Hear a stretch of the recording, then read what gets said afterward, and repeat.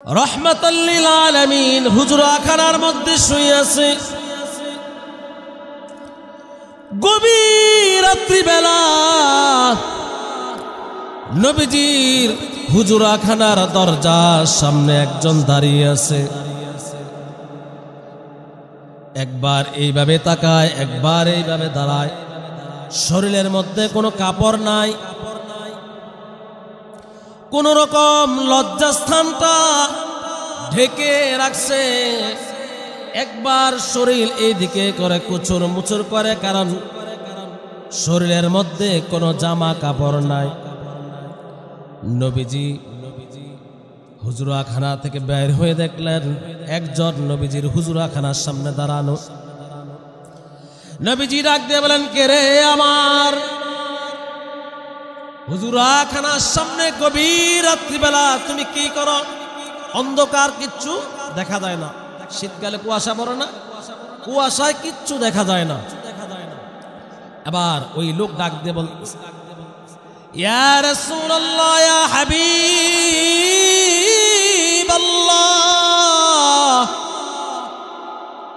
আমি আব্দুল্লাহ। নবীজি বলেন, তুমি কোন আব্দুল্লাহ?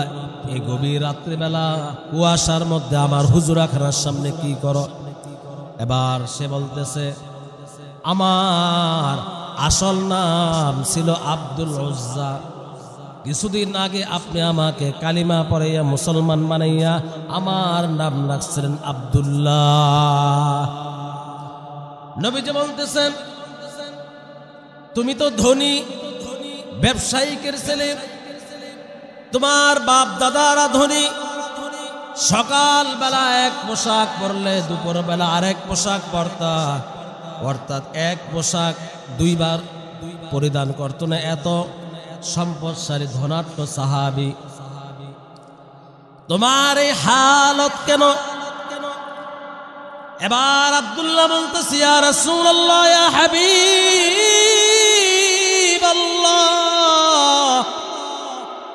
আমি আপনার দরবারে আসা যাওয়া করি, এটা আমার বাবা আমার চাচারা জেনে গেছে। গতকালকে তারা পারিবারিকভাবে সিদ্ধান্ত নিছে, যদি আমি আপনার দরবারে আসা যাওয়া করি, আপনি মুহাম্মাদুর রাসূলুল্লাহর কালিমা আমি না সারি, আপনার উপর আমি ঈমান না সারি, আপনি নবীকে যদি আমি মুহাব্বত বন্ধন না করি, তাহলে তারা আমাকে ঘর থেকে ছেড়ে দিবে, তারা আমাকে ত্যায্য করে দিবে, এরকম হুমকি দিয়েছে।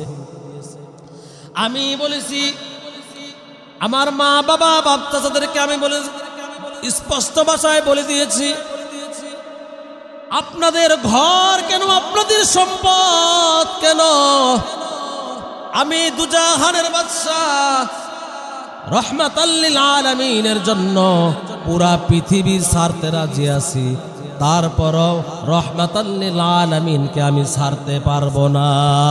আল্লাহু আকবার। আমি এই কথা বলার পরে তারা বলতেছে, তোমার গায়ে যে পোশাক, এটি তো আমার পোশাক খোলার উদ্দেশ্য হইতেছে, মনে করতেছে ইজ্জতের ভয়ে তো কালিমা ছাড়ব। মানুষের সর্বশেষ পুঁজি কি ইজ্জত না? ইজ্জতের ভয়ে তো মনে করছে মুহাম্মদের দরবার ছেড়া দিবে, মুহাম্মদের কালিমা ছেড়ে দিবে, মুহাম্মদকে ভালোবাসা ছেড়া দিবে।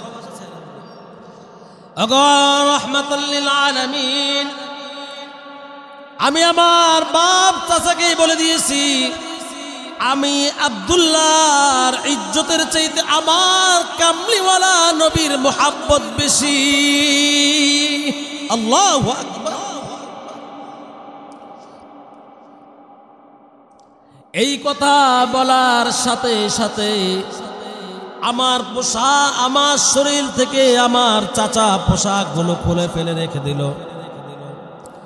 এই কথা বলার সঙ্গে সঙ্গে আমার শরীর থেকে আমার পোশাকগুলা খুলে ফেলল। এবার আমি আমার মায়ের কাছে যে বললাম, মা, এই পুরো উলঙ্গ অবস্থায় আমার কামলিওয়ালা নবী আমার পবিত্র নবীর সামনে আমি দাঁড়াতে পারবো না। ও মা, তুমি দয়া করে আমাকে ছোট্ট একটি কাপড় দাও, ওই কাপড়টা দিয়ে আমি কোনোভাবে লজ্জাস্থান না ঢাকে আমার নবীর কাছে যাব। আমার নবীর এই নুরানি চেহারা মুবারক যদি আমি এক নজর দেখতে পাই, ওগো মা, আমার থেকে শরীরের পোশাক খুলে নিয়ে গেছে, আমাকে তোমরা ত্যায্য করে দিয়েছো, আমার কোনো ব্যথা কোনো কষ্ট থাকবে না। আমার নবীর এই চেহারা মোবারক যদি আমি এক নজর দেখতে পাই, আমার সমস্ত কষ্টগুলো দূর হয়ে যাবে। বলেন সুবহানাল্লাহ। মুহাব্বত কিরকম দেখেন, মুহাব্বত কাকে বলে? এরপরে মা তো মা, বাবা কঠিন হতে পারে, মা কি কঠিন হতে পারে? মা তো মা। মা একটা কাপড়ের টুকরা দিয়েছেন, ওই কাপড়ের টুকরা নিয়ে ইয়া রাসূলুল্লাহ, ইয়া হাবিবাল্লাহ, আমি আপনার সামনে দাঁড়াইতে পারতেছি না। এই করুণ কাহিনী শুনে নবীজির চোখ মোবারক দিয়ে টলবল টলবল করে পানি পড়তেছে। নবীজি ডাক দিয়ে বলে, এরে আব্দুল্লাহ, আয় আয়, আমি নবীর হুজরাখানার মধ্যে আয়। এবার নবীজি আব্দুল্লাহকে নবীজির হুজরাখানার মধ্যে নিয়ে গেলেন। নবীজির ব্যবহারকৃত জুব্বা মুবারক, মুহাব্বতের পুরস্কার কি দেখেন, রহমাতাল লিল আলামিনের ব্যবহারকৃত জুব্বা দুইটা জুব্বা মুবারক দান করে দিলেন। এবার নবীজি বললেন, আব্দুল্লাহ, তুমি আমার জুব্বাটা, এটা আমি ব্যবহার করেছি, আমি গায়ে দিয়েছি, তুমি এটা গায়ে দাও। আল্লাহু আকবার বলেন জোরে, আর জোরে বলেন আল্লাহু আকবার। এবার আব্দুল্লাহকে নবীজি বললেন, তোমার আর কোনো তামান্না, আর কোনো আশা আকাঙ্ক্ষা আছে কিনা বলো। তুমি আমি নবীকে মুহাব্বতের কারণে জাগা জমি, মা বাপ, চাচা, বন্ধু বান্ধব সব হারাইলা। এখন আমি নবীকে বলো, তোমার আর কোনো চাওয়া পাওয়া আছে কিনা। আব্দুল্লাহ মনে মনে চিন্তা করতেছেন, আমার নবীর ব্যবহার কিন্তু দুইটা জুব্বা মুবারক আমার দিছে, আর কিছু লাগে? এবার আব্দুল্লাহ বলতেছে, ইয়া রাসূলুল্লাহ, ইয়া হাবিবাল্লাহ, দুনিয়ার কোনো চাওয়া পাওয়া আমার নাই। আপনি যে দুইটা জুব্বা মুবারক আমাকে দান করেছেন, এই দুইটা জুব্বা মুবারক পেয়ে এই দুনিয়াটা যদি আমাকে 10 বার বিক্রি করে দেয়, দুনিয়ার সমান যদি স্বর্ণ দেয়, তারপরেও আমার কাছে এই জুব্বা মুবারকের চাইতে দামি হবে না। সুবহানাল্লাহ। তবে হ্যাঁ, আমার একটা দরখাস্ত, আমার একটা চাওয়া, আমার একটা আশা। আপনি আমাদেরকে একটা হাদিস শুনাইছিলেন, ইয়া রাসূলুল্লাহ, ইয়া হাবিবাল্লাহ। আপনি বলেছিলেন, যদি কারো শাহাদাতের মৃত্যু হয়, কেউ যদি শহীদ হয়, শহীদের মর্যাদা পায়, ওই শহীদের লাশ যখন কবরের মধ্যে রাখবে, ওই শহীদের কাছে মুনকার নাকির ফেরেশতারা আসবে না। বলেন আল্লাহু আকবার। ওই শহীদ বিনা হিসাবে জান্নাতে যাবে, তার কাছে মুনকার নাকির আসবে না, ফেরেশতারা প্রশ্ন করতে আসবে না। ওগো রাহমাতাল লিল আলামিন, আপনি আল্লাহর কাছে দোয়া করেন, আল্লাহ তাআলা যেন আমাকে শহীদি মর্যাদা দান করেন। আল্লাহর নবী হাত তুললে দোয়া কি ফেরত আসবে? রহমাতাল লিল আলামিন বন্ধু বন্ধুর কাছে হাত তুললে দোয়া কবুল হইতে কি সেকেন্ড সময় লাগে? দোয়া কবুল হয়ে গেছে। কিছুদিন পরে তাবুকের যুদ্ধে গেলেন। তাবুকের যুদ্ধ হলো না, যুদ্ধ থেকে ফিরে চলে আসতেছেন। আসার সময় আব্দুল্লাহ অসুস্থ হয়ে গেলেন। আব্দুল্লাহ অসুস্থ হয়ে গেলেন। এক পর্যায়ে সফরের মাঝখানে আব্দুল্লাহ মারা গেছেন। এবার নবীজি বললেন, কেউ যদি আল্লাহর রাস্তায় সফর বাহির হয়, সে জিহাদ না করলে শহীদের মর্যাদা আল্লাহ তাআলা দান করেন। বলে সুবহানাল্লাহ। আল্লাহর রাস্তায় জিহাদ করে নাই, কিন্তু নিয়ত করে বাহির হইছে। ওই নিয়ত করে বাহির হওয়ার পরে কেউ যদি মারা যায়, আল্লাহ তাআলাকে শহীদের মর্যাদা দান করে। সুবহানাল্লাহ। আব্দুল্লাহ সে দোয়া করছিল কি, হে আল্লাহর রাসূল, আপনি আমার জন্য দোয়া করেন, আল্লাহ যেন আমাকে শাহাদাতের মর্যাদা দান করেন। আল্লাহ শাহাদাতের মর্যাদা দান করছেন তো? করছেন না? জিহাদ করা লাগে নাই, কিন্তু শাহাদাতের মর্যাদা আল্লাহ তাকে দিছে না?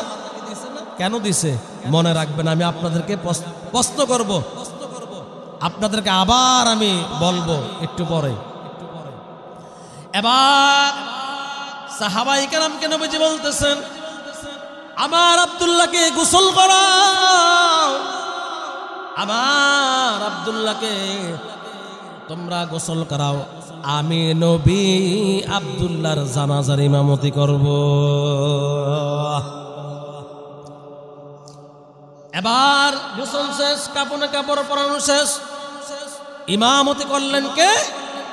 হযরত মুহাম্মদুর রাসূলুল্লাহ।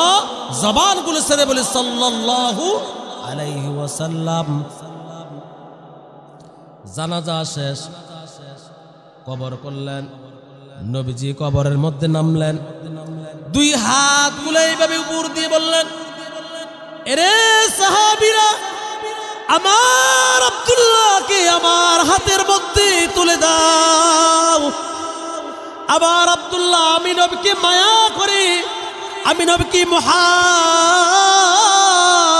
করে, আমি নবীকে ভালোবাসার কারণে, আমি নবীকে পছন্দ করার কারণে, আমি নবীকে ভালোবাসার কারণে, মুহাব্বত করার কারণে আমার আব্দুল্লাহ ধনী সাহাবী।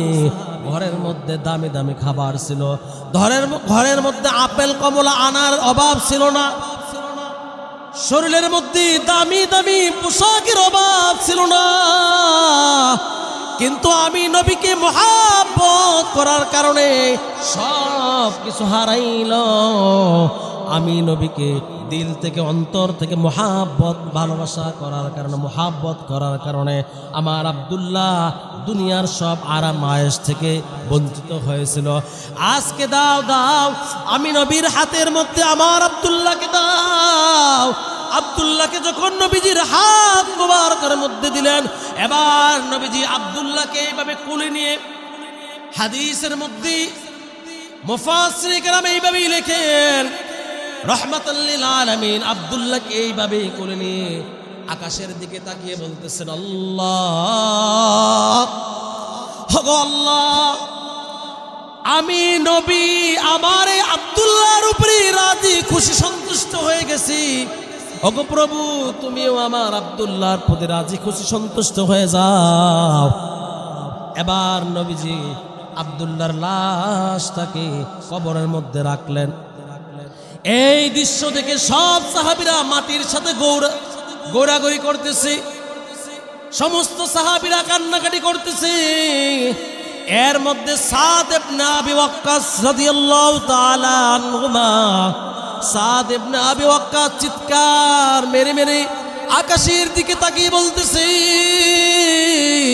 আব্দুল্লাহর কবরের দিকে চিৎকার করে ডাকতেছে, গো আব্দুল্লাহ, তুই কত ভাগ্যবান, তুই কত ভাগ্যবান, তোকে নবীজি কোলের মধ্যে নিয়ে আল্লাহর কাছে বলতেছে, ওগো আল্লাহ, আমি নবী আমার আব্দুল্লাহর প্রতি রাজি খুশি সন্তুষ্ট হয়ে গেছি, ওগো আল্লাহ তুমিও সন্তুষ্ট হয়ে যাও।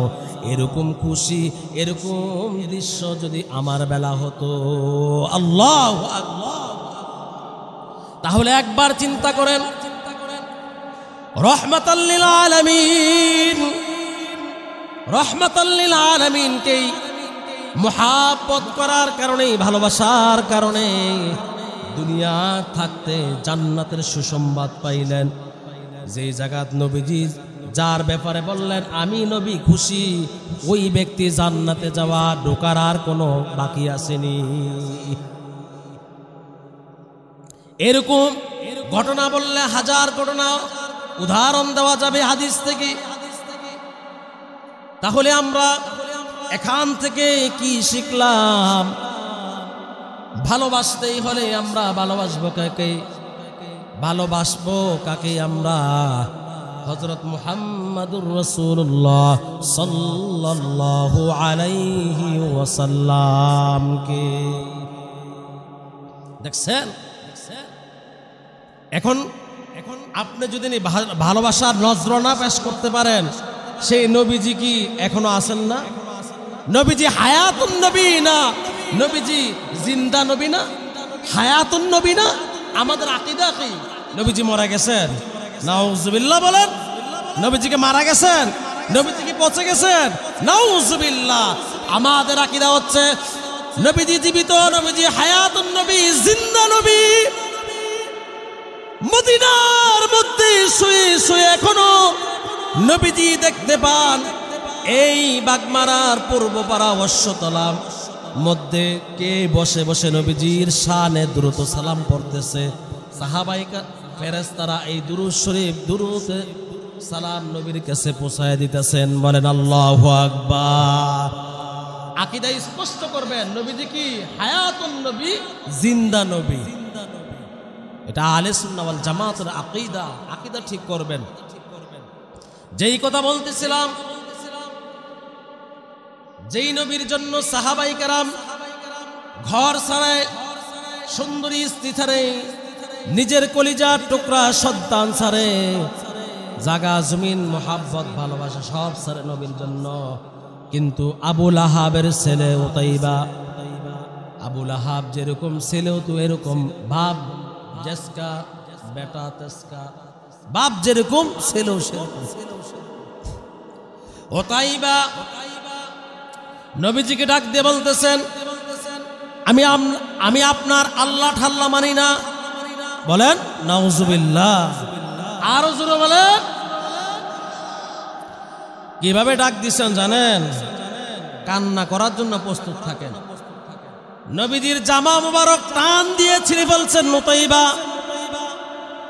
নবীজির দাড়ি মুবারক ধরে এত জোরে টান দিয়েছেন উতাইবা, নবীজির এই দাড়ি মুবারক উতাইবার হাতের মধ্যে চলে আসছে। বলেন নাউজুবিল্লাহ। প্রথম ডাক দিয়ে বললেন, হে রে মুহাম্মদ, আমি তোমার আল্লাহ ঠাল্লা মানি না। বলেন চিৎকার মেলে নাউজুবিল্লাহ। এরপরে কি জঘন্য আচরণ করলেন? নবীজির এই জামা মোবারক টান দিয়ে ছিঁড়ে ফেললেন। বলেন নাউজুবিল্লাহ। এরপরে নবীজির দাড়ি মোবারক ধরে এত জোরে টান দিলেন, উতাইবার হাতের মধ্যে নবীজির তাজা দাড়িগুলা, কয়েকটা দাড়ি মোবারক উতাইবার হাতের মধ্যে চলে আসছে। এরপর আরো জঘন্য আচরণ করলেন। নবীজিকে বললেন, আমি তোমার 2 মেয়েকে তালাক দিয়ে দিলাম। নবীজি কান্না করেন। আল্লাহ তাআলা বলতেছেন, হে আমার বন্ধু, আপনি কেন কান্না করেন? আপনি বদদুয়া দেন আমি উতাইবাকে ধ্বংস করে দেই। নবীজি বলেন, আমি নবীর 2 মেয়েকে তালাক দিয়েছে, এই জন্য আমি কান্না করি না গো প্রভু। আমি নবীর দাড়ি মুবারক ছিঁড়ে ফেলেছি, কারণে কান্না করি না, কষ্ট পাই না, আঘাত পাই নাই। আমি নবীর জামা ছিঁড়ে ফেলছে, এই কারণে আমি কষ্ট পাই নাই। ওগো আল্লাহ, ওগো বন্ধু, আপনাকে যে অবজ্ঞা করলো, অপমান করলো, এইটা আমি বরদাস্ত করতে পারি নাই। আল্লাহু আকবার, জবান ছেড়ে বলেন আল্লাহু আকবার। কোন মুমিন আল্লাহকে অপমান করলে, নবীকে অপমান করলে সহ্য করতে পারবিনি বলেন? কেউ যদি আপনার বাবাকে গালি দেয়, আপনি সুসন্তান হয়ে সহ্য করবেন? আপনার মাকে গালি দিলে আপনি সহ্য করবেন? করবেন জীবনে? হাত না থাকুক, মুখ দিয়ে হইলেও আক্রমণ করবেন, প্রতিশোধ নিবেন। আর আমার আপনার সব কিছুর উদ্যোগে মুহাম্মাদুর রাসূলুল্লাহ, জবান ছেড়ে বলি সাল্লাল্লাহু আলাইহি ওয়াসাল্লাম, সব কিছুর উদ্যোগ হলো আল্লাহ। এবার নবীজিকে আল্লাহ বলতেছেন, আপনি বদদুয়া দেন, তাকে সাইজ করে দিন। নবীজি বললেন, আল্লাহ আপনি তাকে একটা চতুর্থ জানোয়ার দিয়ে শিক্ষা দেন।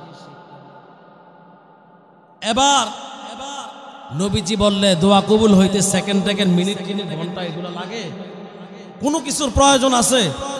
দোয়া কবুল সাথে সাথেই কবুল হয়ে গেছে। আবু লাহাবের ছেলে উতাইবা সফরে যাচ্ছেন। সফরে যাওয়ার মধ্যে রাত্রিবেলা এক জায়গার মধ্যে তাঁবু টাঙাইছে, এখানে থাকবে, সকালবেলা চলে যাবে, রাত্র হয়ে গেছে। এবার দেখতেছে তাঁবু টানানোর পরে রান্না বান্না করতেছে, সবাই মহিষা গোল মিটিং করতেছে, কাফেররা শয়তানগুলো একসাথে। কয় না সুরের মনে পুলিশ, সুরের মনে কি পুলিশ। কারণ হাত দিছে কার উপরে? কার উপরে? রহমাতাল লিল আলামিনের উপরে। দাড়ি মোবারক শীর্ষে কার? রহমাতাল লিল আলামিনের। তার কি ভিতরে কি শান্তি আছে? আল্লাহকে সুখের তারা রাখছে? তার তো ভিতরে অবস্থা গরম হয়ে যাইতেছে।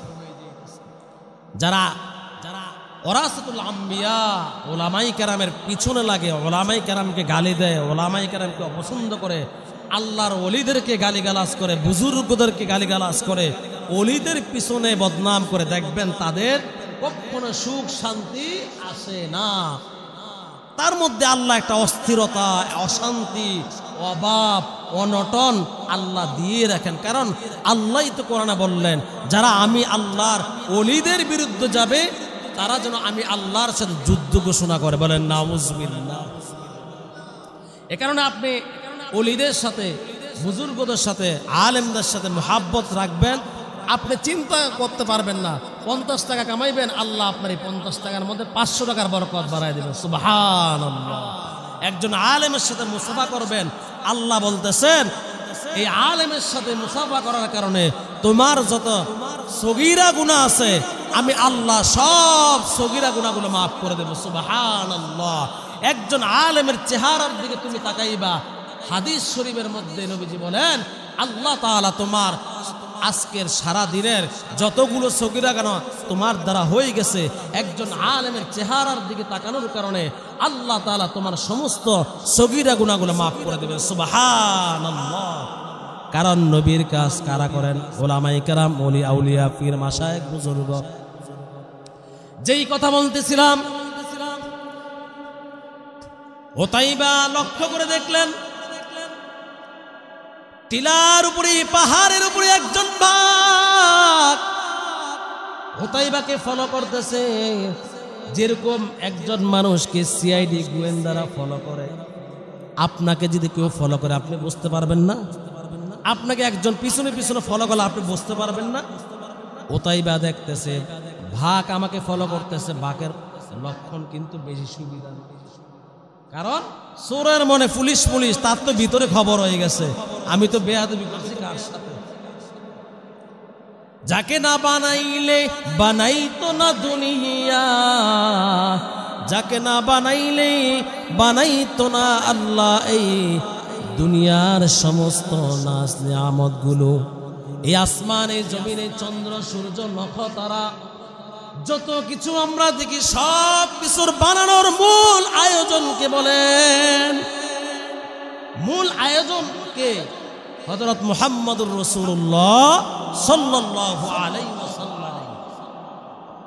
ওতাইবা লক্ষ্য করলেন, হাইরে এই ভাগ যে আমাকে ফলো করতেছে, উদ্দেশ্য তো ভালো না। এবার সাঙ্গু পাঙ্গুদেরকে বলতেছে, তোমরা আমাকে একটু নিরাপত্তা দাও, সিকিউরিটি বাড়ায় দাও। আমার এখন সিকিউরিটির দায়িত্বে 6 জন আছে, তোমরা 16 জন করো। তাড়াতাড়ি আমার ডান বাম সামনে পিছনে নিরাপত্তা বাড়ায় দাও, সিকিউরিটির আরো বেশি ব্যবস্থা করো। এবার তার সামনে নিরাপত্তা দিয়ে তাকে একটা বস্তার সাইডে, তাঁবুর সাইডে একদম চিবার মধ্যে ওতাইবাকে স্থান দিছে, যে আপনি এখানে থাকেন, এখানে কোনো ডাকাত, কোনো ধরনের জানোয়ার জীবজন্তু আপনার ক্ষতি করতে পারবে না। এটাই আপনার সবচেয়ে নিরাপদ স্থান। চতুর্দিকে সিকিউরিটি, নিরাপত্তা বাহিনী, তার সাঙ্গু পাঙ্গু, আর উপর দিয়ে তাঁবু দিয়ে একদম তাকে সেফটি হিসাবে তাকে রাখছে। এবার রাত যত গভীর হয়, মানুষের নিদ্রা তত কাছে আসে। রাত যত গভীর হয়, মানুষের ঘুমের ভাব তত বেশি আসে। দেখবেন বাজারে পাহারা দেয় পুলিশ, দোকানের সামনে সিকিউরিটি পাহারা দেয়, ব্যাংকের সামনে সিকিউরিটি পাহারা দেয়। দেখবেন তাহাজ্জুদের সময় কতগুলা স্যাটেলাইট ঘুমায় থাকে। বাজারে দেখবেন ব্যাংকের সামনে এই লম্বা হয়ে শুয়ে আছে 4টার সময়, 3:30টার সময়। মানুষ তো শরীরের মধ্যে একটা ক্লান্তি আসে। এবার ভাগ আল্লাহ পাঠিয়ে দিচ্ছেন, সে দেখলো গভীর রাত্র হয়ে গেছে, সবাই নাক ডাকা শুরু করলো। ভাগ বলতেছে, আমার ডিউটিও শুরু হয়ে গেছে, ডিউটিও শুরু হয়ে গেছে। এবার ভাগ আস্তে আস্তে আসতেছে। আল্লাহ বলে, দাঁড়া, আমি তোর নাকের মধ্যে ওতাইবার শরীরের গন্ধটা দিয়ে দিয়েছে, কারণ উল্টা পাল্টা কারো আক্রমণ করিস না, উল্টা পাল্টা কাউরে যে আক্রমণ করিস না। কষ্ট দিছে, বেয়াদবি করছে, আমার বন্ধুর সাথে, আমি আল্লাহর সাথে বেয়াদবি করছে। আবুল আহাব বলছে, ওতাইবা, অন্য কাউরে তুই আঘাত করিস না। যে ব্যক্তি অপরাধী, ইসলাম তাকে শাস্তি দেয়। একজনের অপরাধের কারণে ইসলাম সবাইকে শাস্তি দেয় না। এবার ভাগ এসে সকলের শরীরের মধ্যে নাক দিয়ে ঘ্রাণ নিতেছে। কিরে, আমার আসামির তো আমি খুঁজে পাই না, আসামির তো ওই বস্তার চিবার মধ্যে ঢুকায় রাখছে আসামির। এবার ওতাইবার কাছে যে নাক দিয়ে যখন ঘ্রাণ নিল, ঘ্রাণ নিয়ে দেখে এই তো আমার আল্লাহর এবং আমার নবীর দুশমন। ওতাইবার শরীর থেকে তার কল্লাটা কামড় দিয়ে আলাদা করলো, পাগুলো আলাদা করলো, হাতগুলো আলাদা করলো, শরীরের প্রতিটা অঙ্গ প্রত্যঙ্গ আলাদা করে বাজারের মধ্যে যেইভাবে গুস্তর ভাগ বসায় সেইভাবে ভাগ করে ভাগ আবার ওই পাহাড়ের উপরে বসে আছে। এই দৃশ্যটা দেখার জন্য সকালবেলা যখন সকলের ঘুম ভাঙবো, সকলেই দেখব, সকলের চিৎকার চেঁচামি দেখে আমি ভাগ আনন্দ উপভোগ করব যে আমার আল্লাহর এবং আমার নবীর দুশমনের হত্যাটা। এবার সকালবেলা ঘুম থেকে উঠে দেখে ওতাইবার মাথা একদিকে, পা একদিকে, শরীরের নারী বুড়ি অঙ্গ প্রত্যঙ্গ সব বিচ্ছিন্ন হয়ে, কোনো কিছু আর এক অবশিষ্ট নাই। তাহলে দুইটা ঘটনা থেকে আমরা কি শিখলাম? প্রথমটা হলো আব্দুল্লাহ নবীকে মুহাব্বত করার কারণে, নবীকে ভালোবাসার কারণে বিশ্বনবী রাহমাতাল লিল আলামিনের ব্যবহৃত পরনের জুব্বা মুবারক হাদিয়া পাইল, নবীজির দোয়া পাইল, শাহাদাতের মর্যাদা পাইল। দ্বিতীয় নম্বরে আবুল আহাবের ছেলে ওতাইবা নবীজির সাথে দুশ্মনী করার কারণে, আল্লাহর সাথে দুশ্মনী করার কারণে, নবীজিকে মুহাব্বত না করার কারণে, নবীজিকে ভালোবাসা না করার কারণে তার দুনিয়া এবং আখিরাত ধ্বংস হয়ে গেল। দুনিয়া এবং আখিরাত কি হয়ে গেছে? ধ্বংস হয়ে গেছে। আজকেও যদি আমরা আল্লাহর সাথে এবং আল্লাহর রাসূলের সাথে যদি আমরা দুশ্মনী করি, আল্লাহর হুকুম বিধিবিধানগুলা নবীর তরিকা মোতাবেক, নবীর সুন্নতের উপর যদি আমরা আমল না করি, নবীর উপর যদি আমরা ইত্তেবা না করি, অনুসরণ না করি, তাহলেও আমাদেরকেও তার মতো শাস্তির মুখোমুখি হতে হবে। নবীজি বলেন, যারা আমাকে মুহাব্বত করবে, আমাকে ভালোবাসবে, তাদের পুরস্কার কি? যারা আমি নবীকে মুহাব্বত করবে তাদের পুরস্কার কি? মান আহাব্বা সুন্নতি, মান আহাব্বা সুন্নতি ফাকাদ আহাব্বানি ওয়া মান আহাব্বানি কানা মাই ফিল জান্নাহ। যে আমি নবীকে ভালোবাসলো, আমি নবীর সুন্নতের উপর আমল করলো, সে যেন আমি নবীকে ভালোবাসলো। যে আমি নবীর সুন্নতের উপর আমল করলো, সুন্নতের উপর আমল করলো। নবীজি কখনো মানুষকে ঠকাইতেন না, এটা নবীজির সুন্নত। নবীজি কাউকে কষ্ট দিতেন না, এটা নবীজির আদত, এটা নবীজির সুন্নত। নবীজি সকলের সাথে সুন্দর ব্যবহার করতেন, এটা নবীজির সুন্নত। নবীজি ছোটদেরকে স্নেহ করতেন, বড়দেরকে সম্মান করতেন, এটা নবীজির সুন্নত। নবীজি সব সময় নরম ভাষায় কথা বলতেন, সব সময় নরম ভাষায় কথা বলতেন। কখনো কারো সাথে রাগান্বিত হতেন না, কখনো কারোর সাথে রাগ করতেন না। নবীজি কখনো তার স্ত্রীদের সাথে দুর্ব্যবহার করেন নাই। নবীজি কোনোদিন কোনো স্ত্রীর সাথে গরম মেজাজে কথা বলেন নাই। নবীজি কোনোদিন খাদ্যের ত্রুষ্টি ধরেন নাই। অনেক কপাল পোড়া স্বামী আছে, অনেক কপাল পোড়া স্বামী আছে যারা খাবারের দোষ ধরে, রান্নার দোষ ধরে। তরকারির মধ্যে একটু লবণ কম হয়েছে, গরুর গোশত রান্না করছে, এর মধ্যে একটু লবণ কম হয়েছে, ঝাল বেশি হয়েছে, এ কারণে স্ত্রীকে ধমক দেয়, স্ত্রীকে থাপ্পড় দেয়, দেয় না? আপনাদের এই পূর্বপাড়া অশ্বতলা বাগবাড়া দেয় না, এটা আমি মেনে নিলাম। আমাদের বরুড়ার সাইটে দেয়, সবাই না, কিছু কিছু কপাল পোড়া দেয়। আরে ভাই, আপনি আজকে আপনার স্ত্রীকে তরকারির মধ্যে লবণ বেশি হওয়ার কারণে ধমক দিলেন, তরকারির মধ্যে ঝাল বেশি হওয়ার কারণে ধমক দিলেন। একটু চিন্তা করেন, আপনিও একটা কন্যা সন্তানের বাবা, আপনারও ঘরের মধ্যে একটা মেয়ে আছে।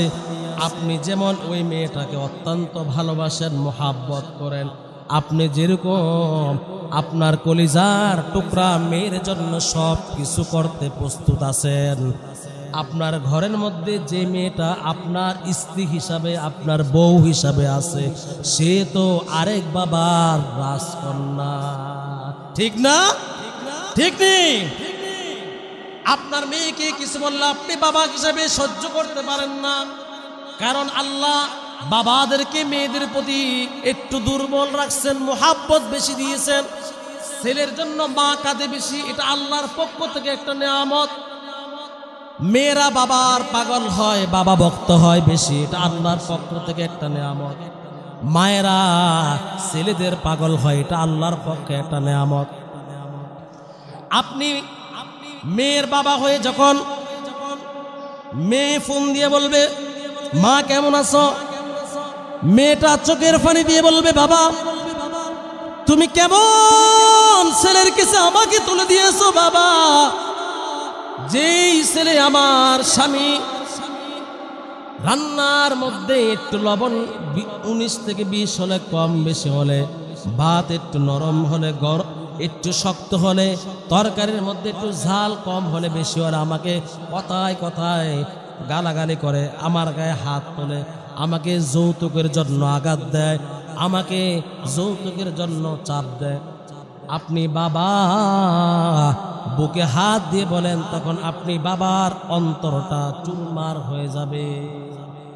আপনি বাবা তখন নিজেকে আর ধরে রাখতে পারবেন না। পারবেননি? মেয়ে যদি শ্বশুর বাড়ি থেকে দুঃখের কথা এতগুলা বলে মোবাইলে, আপনি বাবার চোখের পানি পড়বে না? আপনি বাবা সহ্য করতে পারবেন? পারবেন না। আপনার কাছে যে মেয়েটা আছে সে তো ওইরকম আরেক বাবার রাজকন্যা।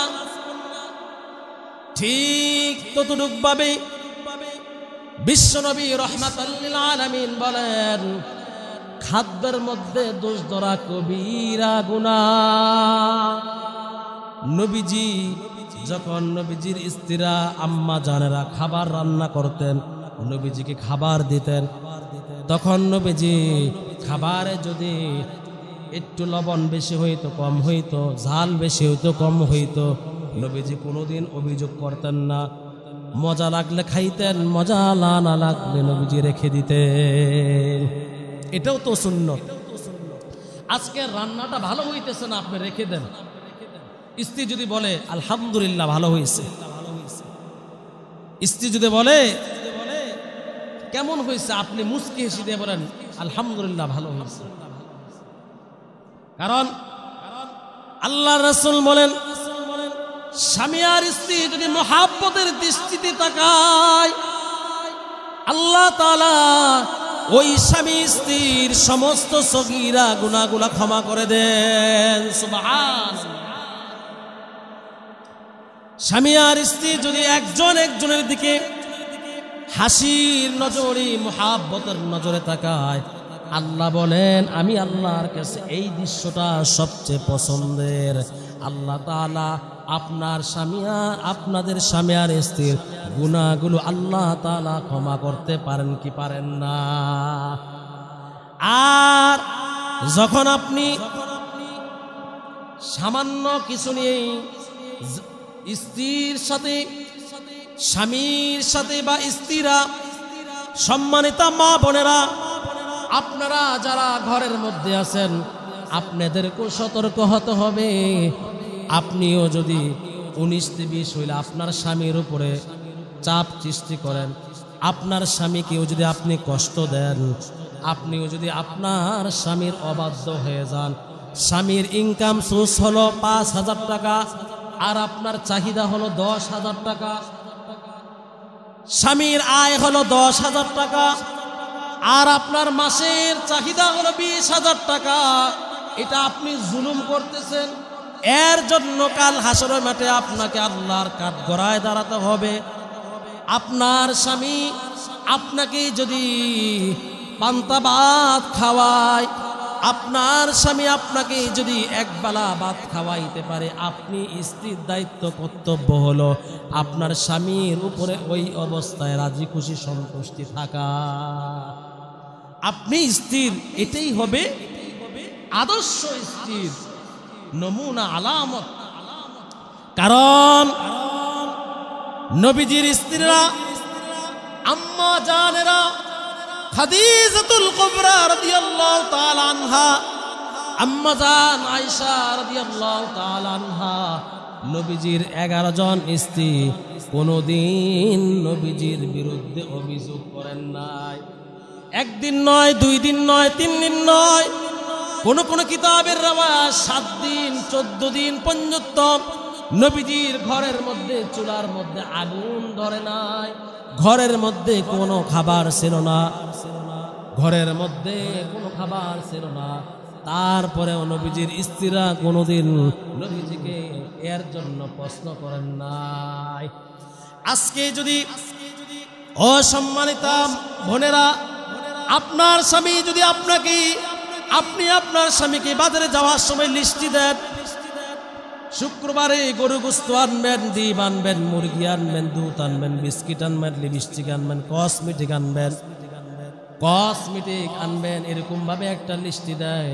কিন্তু স্বামী বাজারে যেয়ে দেখে স্বামী বাজারে যে দেখেন লিস্টিটা খুলে দেখেন 1 কেজি গরু গোস্ত 850 টাকা, 750 টাকা। গোস্ত কেনার পরে, ডিম কেনার পরে, কসমেটিকের মাল কেনার পরে স্বামী দেখেন স্বামীর কাছে অবশিষ্ট আর কোনো টাকা নাই, পকেট খালি হয়ে গেছে। স্বামীর কাছে অবশিষ্ট আর কোনো টাকা নাই। স্বামী তার পকেটের মধ্যে যা টাকা ছিল তা দিয়ে খরচ করে বাড়িতে ফিরলেন। আপনি স্ত্রীর কাছে ব্যাগটা তুলে দিলেন। আপনি স্ত্রী যখন দেখলেন আপনি লিস্টির মধ্যে যা দিয়েছেন স্বামী সব লিস্টির খরচগুলো আনতে পারে নাই, তখন আপনি আপনার স্বামীর সাথে দুর্ব্যবহার শুরু করে দিলেন। আপনি আপনার স্বামীর সাথে কক্ষস ভাষায় ব্যবহার করলেন। আপনি আপনার স্বামীর সাথে দুর্ব্যবহার শুরু করে দিলেন। ওগো মা, ওগো বোনেরা, রহমাতাল লিল আলামিন বলেন, আপনার স্বামী যদি ওই অবস্থায় কষ্ট পায়, আপনার স্বামী মাফ না করা পর্যন্ত আপনার জান্নাত আল্লাহ হারাম করে দিবেন। নাউজুবিল্লাহ। সম্মানিতা মা বোনেরা, আমরা ভালো করে শুনি, যদি আমরা স্বামীর দুঃখ অবস্থায়, কষ্ট অবস্থায়, স্বামী অসহায়ত্বের অবস্থায়, সুখের বেলা দুঃখের বেলায় যদি আমরা নিজেদেরকে ধৈর্য ধারণ করতে পারি, আবার অপরদিকে স্বামীরাও এর ধৈর্যের পরিচয় দিতে হবে। স্বামীরাও তাদের অবস্থান থেকে নমনীয়তা প্রকাশ করতে হবে। কারণ আমরা আদর্শ ব্যবহার করব কাকে? আমরা আদর্শ ব্যবহার করব কাকে? হযরত মুহাম্মদুর রাসূলুল্লাহ সাল্লাল্লাহু আলাইহি ওয়াসাল্লামকে। কারণ আমার নবী 63 বছরের জিন্দেগিতে কোনোদিন গরম কথা বলেন নাই। 63 বছরের জিন্দেগির মধ্যে আমার নবী কোনোদিন কাউকে কষ্ট দিয়ে কথা বলেন নাই। আমার নবীজি 63 বছরের জিন্দেগির মধ্যে কোনোদিন কাউকে আঘাত দেন নাই। বুড়া মহিলার ঘটনা আমরা সকলেই জানি। নবীজি যে রাস্তা দিয়ে হাঁটতেন ওই রাস্তার মধ্যে কাটা দিতেন, কিন্তু নবীজি একদিন লক্ষ্য করলেন যে প্রতিদিন আমি রাস্তার মধ্যে যাওয়ার সময় কাটা পেতাম, আজকে কাটা নাই। নবীজি খোঁজ নিয়ে দেখলেন ওই মহিলা জ্বরে বিছনার মধ্যে পড়ে গেছেন। নবীজি আবু বকররে বললেন, আবু বকর চলো বাজারে যাই। বাজারে যে আপেল কমলা আনার কিনলেন। আপেল কমলা আনার কিনে 2 হাতে নিয়ে নবীজির নিজের হাতের মধ্যে নিয়ে ওই বুড়ি মহিলার কাছে গেলেন। বুড়ে মহিলাকে দেখতে গেলেন, যে দেখলেন বুড়ি মহিলা ভীষণ কঠিন জ্বরের মধ্যে আক্রান্ত হয়ে কাঁপতেছে। নবীজি সালাম দিলেন। সালাম দিয়ে ওই বুড়ি মহিলার ঘরের মধ্যে গেলেন, বললেন আপনি প্রতিদিন আমি যেই রাস্তা দিয়ে যাই ওই রাস্তার মধ্যে কাটা দেন, আজকে কাটা নাই। আমি মনে মনে ভাবলাম আপনার কোনো সমস্যা হয়ে গেছে কিনা, এই কারণে আমি আপনাকে দেখতে আসলাম। এই নেন, আমি আপনার জন্য ফল নিয়ে এসেছি। নবীজি নিজের হাতে ফল কাটলেন, নিজের হাত মুবারক দিয়ে ওই বুড়ি মহিলা শত্রু নবীজির রাস্তায় কাটা দিতেন, ওই বুড়ি মহিলার মুখের মধ্যে খাবার তুলে দিলেন। ওই বুড়ি মহিলার ঘরটা নবীজির নিজের হাত মুবারক দিয়ে ঝাড়ু দিয়ে দিলেন। বলেন আল্লাহু আকবার।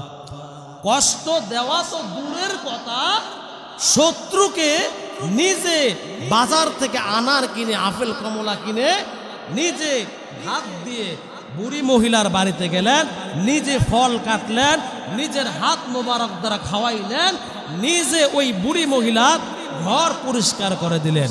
সুবহানাল্লাহ। সেই নবীর উম্মত আপনারা, আমরা না? আমার আপনার কথায় কেউ কষ্ট পাইলে ওই ব্যক্তি যতক্ষণ না মাফ করবেন, নবীজি বলেন আমি নবী, আমার আল্লাহ, আমার বন্ধুও ততক্ষণ মাফ করবেন না।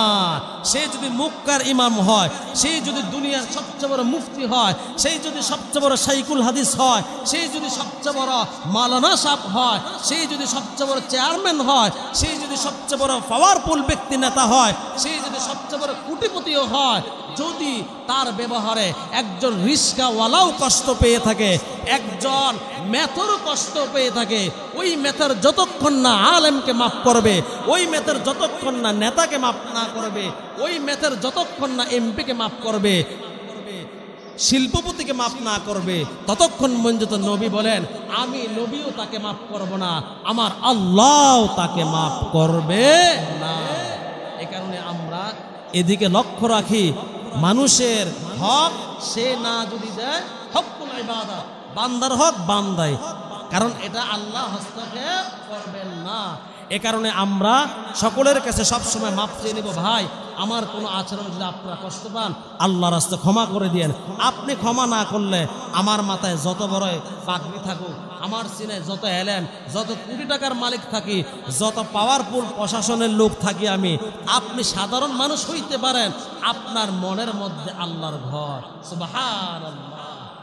আল্লাহ তাআলা আমাদেরকে এই কথাগুলো বোঝার, আমল করার, মানার তৌফিক দান করেন।